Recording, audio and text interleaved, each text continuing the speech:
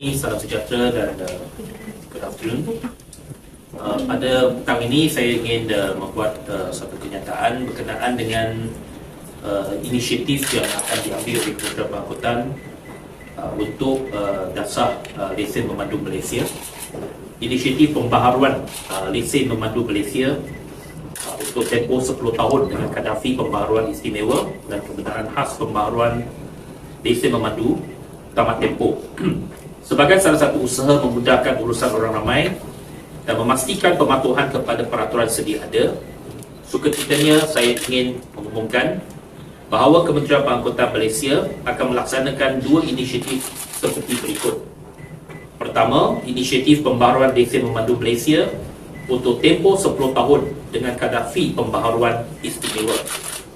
Melalui inisiatif ini, orang ramai boleh memperbaharui lesen memandu masing-masing untuk tempoh maksimal sehingga 10 tahun berbanding pada masa ini yang dihadkan kepada 5 tahun sahaja, iaitu pertambahan daripada 5 hingga 10 tahun.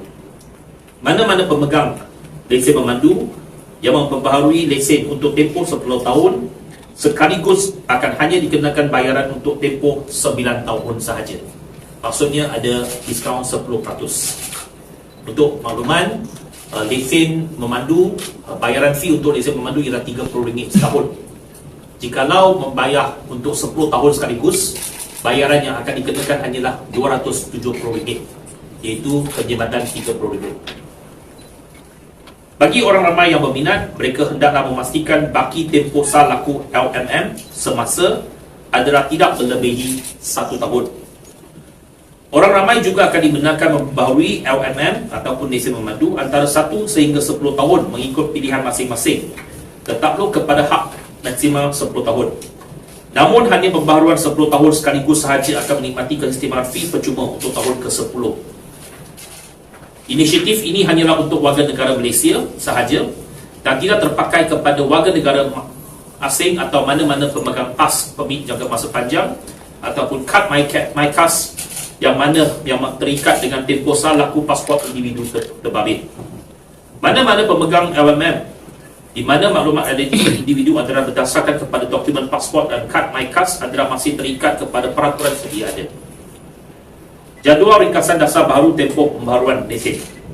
Ini untuk makluman, nanti dalam kenyataan itu ada satu table di sana. Dasar lama sekarang ini ialah maksimal 5 tahun. Boleh membaharui daripada 1 tahun sehingga 5 tahun, iaitu either you renew 1 year, 2 year, 3 year, 4 year or 5 years together. Dasar baru ialah 10 tahun, iaitu boleh renew dari 1 tahun hingga 10 tahun, up to you.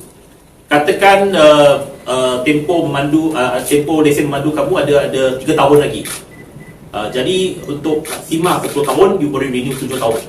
Immediately 7 tahun maksudnya akan ada tempoh expiry sehingga 10 tahun. Tetapi itu tertakluk kepada individu masing-masing. Inisiatif kedua, kebenaran khas pembaharuan lesen memandu Malaysia tamat tempoh.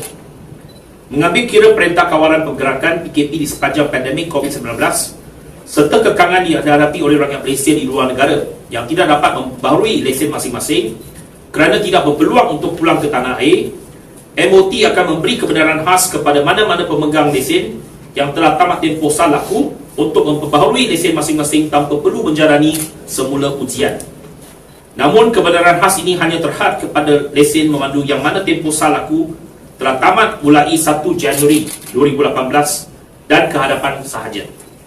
Tempoh kebenaran khas ini hanya berkuat kuasa sehingga 31 Disember 2023, iaitu akhir tahun ini. Peraturan sedia ada akan berkuat kuasa semula pada 1 Januari 2024. Untuk makluman, sekarang ini daftar sedia ada ialah siapa-siapa yang lesen mereka telah tamat tempoh melebihi 3 tahun, dia kena tak boleh renew lagi. Dia kena mengambil ujian semula.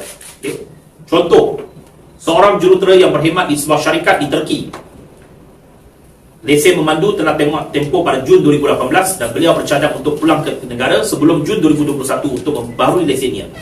Namun PKP dikuatkuasakan pada Mac 2020 dan beliau tidak dapat kembali ke tanah air sehingga Januari 2022.